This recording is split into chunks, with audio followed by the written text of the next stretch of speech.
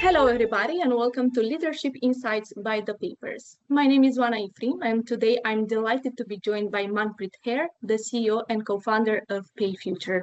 Welcome, Manpreet. How are you today? Thank you very much. I'm very well. How about yourself? Very good, thank you. And thank you so much for joining this conversation today. It's great to have you here. And yeah, just to put some context around it before we deep dive into the questions. So from what we're seeing here at the Paypers, and yeah, cross-border payments became increasingly complex as businesses expand into high-growth markets, where of course local payment systems have become the foundation of everyday commerce. For instance, in India, UPI processed, from what we see, more than 23 billion transactions in May 2026, while Brazil Pix has transformed the way consumers and businesses move money domestically. However, these real-time payments networks were designed for local transactions rather than international commerce, creating, of course, new challenges for businesses operating across borders. So basically, instead of managing separate integrations for every market, many are now looking to payment infrastructure that can bring together local payment rails, cross-border payouts, and settlements through a single connection, making international expansion faster and far easier to manage. So, Manpreet, from what we are seeing, when businesses expand into high-growth markets, they often assume the answer is simply adding more payment methods. But we all know that more payment methods can also create more fragmentation, right?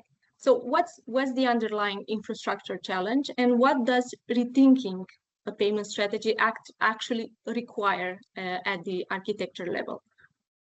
Yeah, it's a good question. So it depends on the country. So if we look at very new payment methods that are coming out, what we see is that they've been designed for scale. So you mentioned India with UPI, you mentioned Brazil, obviously Pix is extremely popular there as well. These payment methods are made for scale. So not only are they domestic, like the domestic payment methods and the most used payment methods in the local market, but what people like UPI or the NPCI in India are trying to do is utilize the ability for consumers that have UPI in other countries as well. So it shows that these payment methods are not just made for domestic, but by connecting them to different rails in different countries, they're able to utilize them as well.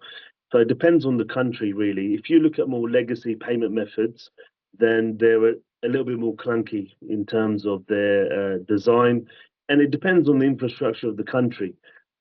Some countries have very old systems that they work with, but are still the most used payment methods in those countries, but they're upgrading as well as we go by. So every country is trying to build their own payment infrastructure out. If you look at Egypt, which the most popular payment method is Fawry.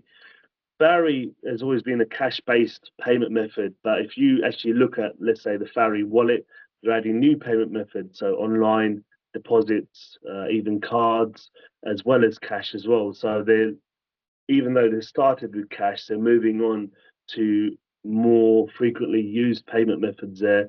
And because they're new payment methods, the way that they are being designed is a lot better than maybe legacy payment methods, maybe the old net banking systems that a lot of the emerging market countries used as well. So what we're seeing is that it's not just loads of payment methods in a country. There's loads of wallets that are very popular in certain countries, but you have to first give consumers the option of the most used payment method in the country. And the way that we do it with PayFuture is that the most used payment method will come at the top, then we'll maybe go down in terms of usability, in terms of consumer base as well. But even if a country has a huge amount of payment methods, what we see is that there's always a most dominant payment method as well that they use. So for us, it's not just quantity, it's more quality that we're trying to give our merchants in order to get the most approval rates with the consumers. So the infrastructure that you talk about is obviously dependent on the country, how they run. We've been in many countries where, even, electricity will go off at times as well, right? Even payment methods go off. We have downtime. It's completely outside of your control, but it's important to have maybe a smart routing system as well, or cascading system, which we do have in a gateway, which if one is down, then it goes on to the other payment method of the most used payment method in that country. So with certain things which are out of your control, you cannot do, but what are in your control, you should do that in order to help the merchants get the most out of the consumers in the country, so they don't lose out on their revenue. So they have all these marketing budgets, etc., that they pay for, especially in digital services, which we're strong in. And to make sure that we get the customer base, you have to look at not only the most popular payment method, the second, third, as well. You don't want loads and loads. You just want the most popular. Excellent points. And maybe building on that, because being connected to multiple payment rails is only part of the equation. So basically, something still has to decide which rails handles each transaction in real time. So in your opinion, is that decision driven by cost, speed, recipient currency, success rate, or maybe a combination of factors? Or maybe a better question is, how does that routing decision actually get made? And what does it mean for the merchant, maybe? Yeah, I mean, it's a combination of both, isn't it? The number one thing is approval rates. So you want to make sure that you have the highest possible approval rates. What does that mean? It means when the customer comes on, the percentage of customers going from a decline to a success has to be as high as possible. This is the number one reason why we would choose a payment method, or the number one reason for a merchant to go into a country. That has to be the priority number one. Obviously, cost drives this from the merchant point of view as well, but some countries, what you see is that the merchants prefer maybe a more expensive payment method, but it drives more success rates for them as well. So we make sure that whatever decision that we have, it's merchant led as well. So we speak to the merchants. So speed also comes with success rate as well, because if a payment method is slow, it takes time to load, or they have a lot of downtime, naturally they have lower approval rates. If you have a well-designed payment method that's fast, goes through very, very quickly, you're naturally going to have high approval rates. But there's a lot more to just speed or cascading or approval rates. You have to look at local infrastructure as well. There's certain countries such as India, for example, where you have to have the servers, etc., in country. You can't have them out country as well. So you have to look at the legislation as well as the technology behind what you're doing as well. So these kind of little things, little details, make up a lot of the reasoning of how we do things. But ultimately, it has to lead to more approval rates, more success for the merchants. The more success for the merchants equals good business for them, and it keeps us. That's the whole reason of them using us as well. So these kind of things play a big part. But it's not just, okay, it's working and we go.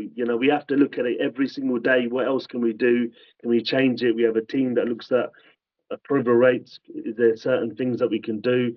A/B testing is a big factor as well. So we will test one page that looks a certain way, then we'll test with a certain percentage of customers if it looks slightly different, and see if there's any change in the approval rates. There's certain countries that have, let's say, for example, Arabic will be the other way around compared to, let's say, English. So you have to look at all these little little details make up a big a point in terms of how we design our payment page depending on the country. So these little things are have a big part to play. Yeah, a lot of work behind the scenes. And can I speaking of, because yeah, just for us to understand, and also a question that we receive quite a lot. So basically from the outside, the merchant see a single API, but behind the scene, like supporting payments across multiple currencies requires local banking relationship, compliance, settlement, reconciliation, and so much more. So which part of that infrastructure becomes the biggest operational challenge, basically, as businesses expand into new markets, and maybe why? Yeah, the biggest operational challenge is there's different points to going into an emerging market. Ultimately, at one point, you want to be able to approve local payment methods in the country. That's number one. You also want to not only have pay-ins, but you also need the ability to pay out within the country as well. So the local API for payouts, and it needs to be in real time as well. Money moves very, very quickly now. So having very fast payouts, speedy payouts, is another point. Sometimes the infrastructure is not there for that. Sometimes we work with local countries as well and see what we can do with the local infrastructure. But a major challenge in a lot of emerging markets is cross-border money movement. There may be capital controls. You may not be able to do that. You may have to have special permissions in order to do that. You may have to have the relevant licenses in order to do that. You have to look at local laws, regulations to be able to. That's the main challenge that actually happens. When we have approval to do that, we will do cross-border, and that gives us the edge. That gives us a huge edge because merchants are based in, the headquarters are based in many countries, but they always have one headquarter, maybe in Europe, maybe in North America, for example, and they want their money, they want to the revenues to be booked there. So to give them the element of cross-border money movement is a challenge, but that's where PayFuture has done very, very well to help our merchants to become successful in a lot of these markets. But you can only do that with the approvals from the central the banks, the relevant parties, regulators, and but that is always the major challenge in a lot of these countries because their currencies fluctuate, so they don't want huge amounts of currency for a very good reason to leave the country. But when it's controlled, there were a lot of countries will allow it as well. So these are the major challenges that we deal with a lot of these countries. But if we didn't have these challenges, then nobody would use us, right? We wouldn't be in the position that we are at the moment. So to navigate these challenges and to solve these problems is what PayFuture does. Mm-hmm. Thank you so much. And I would like to focus a little bit on stable coins as well. Stable coins is such a hot topic right now. And from what we're also seeing here at the Paypers, they are often presented as the solution to basically slow and expensive cross-border payments. But we're also seeing that converting a stable coins into local currency that businesses or consumers can actually use is still a challenge in many markets. So can I ask you, where is that friction most significant today, and how close are we to digital settlement becoming as seamless as paying through a local payment method? Yeah, I mean, you've talked about stable coins, and it is the buzzword at the moment, but for good reason because it's being used on a mass scale now, especially when regulation has changed. I think the Genius Act was passed last year in the US, and that had a major change on people using stable coins. So it's being used widely across the globe. But the major challenge is that not every country has rules regulation regarding stablecoin. In certain countries, it's completely not allowed. In certain countries, it's more of a grey area.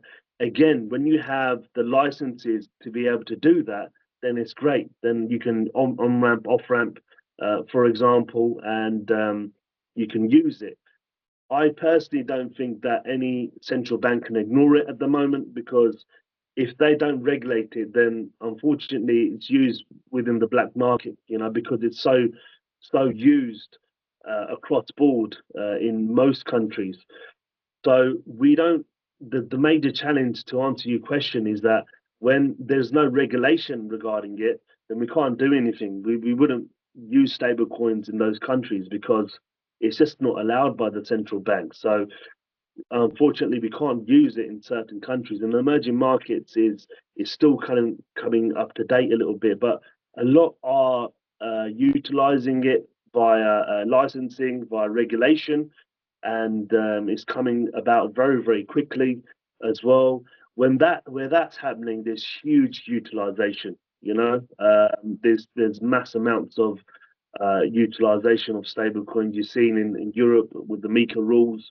USDC is being used a lot across board as well, but in certain other countries, other stable coins are being used. So the major challenge is still the regulation, but these things slowly will come up, and there will be more and more regulation within certain central banks in emerging markets, and that'll be great for global commerce. Look, it's the fastest way of moving money. It doesn't get stuck in the SWIFT system, which is now it seems old and clunky, but still a lot of organizations, a lot of national infrastructure are still using the SWIFT network, even though it's extremely slow, it's extremely clunky. The actual stablecoin network, you can see from where it started to where it finishes as well. So look, there's mass amounts of benefits using stablecoins, but still we're seeing adoption from certain governments. And once that comes about, then we can see it being used completely in every single walk of our everyday life. But it's a mixture between fiat and stablecoin at the moment. But because it's pegged mainly against the US dollar, people prefer to use it than anything else. So it's you can even see the adoption of it on a mass scale, and I think in the next few years that's only going to get bigger. Mm-hmm. We'll definitely keep a close watch on that. Can I also ask maybe like an example, but let me share some context. So in emerging market payment corridors, coverage, settlement, speed, cost, reliability also are, of course, closely connected. So a weakness in one area often creates problems elsewhere. Can you maybe walk us through a corridor where you've seen that happen, and maybe explain how the underlying infrastructures solve those challenges? Yeah, I think a good country to look at this is, there's every country starts with something, like if you look at Egypt, they started with Fawry. Fawry cash. So a consumer will need to go to a local kiosk and then give cash, and they'll get a token which can be used for, or voucher which can be used online to purchase for goods. If you think about it nowadays, everything is quick. Everyone wants fast things, whether it's delivery, whether it's talking to someone, whether it's messaging, whatever. Everything's quick. So with Fawry Cash, starting with something that's not really quick, so you have to go to a convenience store, etc., or kiosk. Now they're moving it more to an online system where you can top up a Fawry wallet with online bank transfer, even cards, etc., like that. So they're moving a lot quicker to different payment methods as well within the country. I'll give you another example. In Brazil, it was more Boleto Flash as a payment method, exactly the same as what Fawry had, and now they've got a more digital payment method such as Pix, which is hugely used within Brazil, but one that I've seen myself as well in India. India pre COVID, at least 50% of the online transactions were cash and delivery. And when COVID came, we saw before cash and delivery, there was net banking, which is still used today.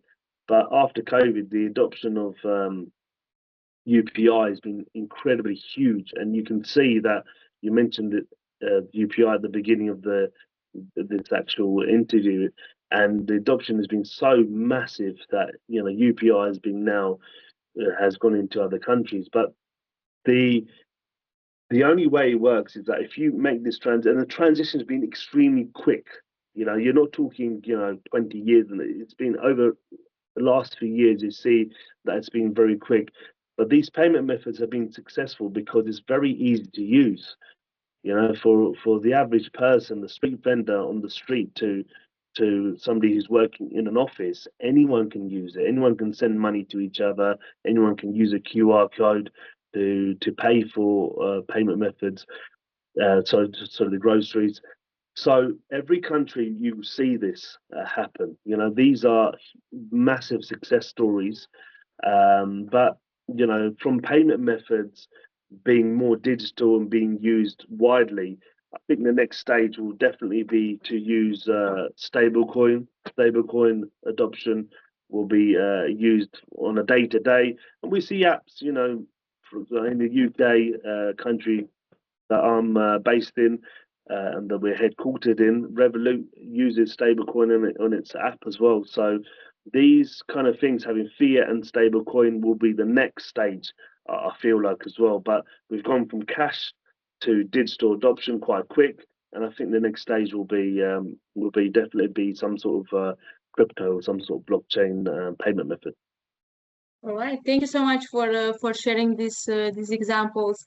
One final question: looking ahead, what capabilities should businesses expect from a payment partner today to ensure basically that they can continue operating efficiently as those systems that you mentioned continue to evolve?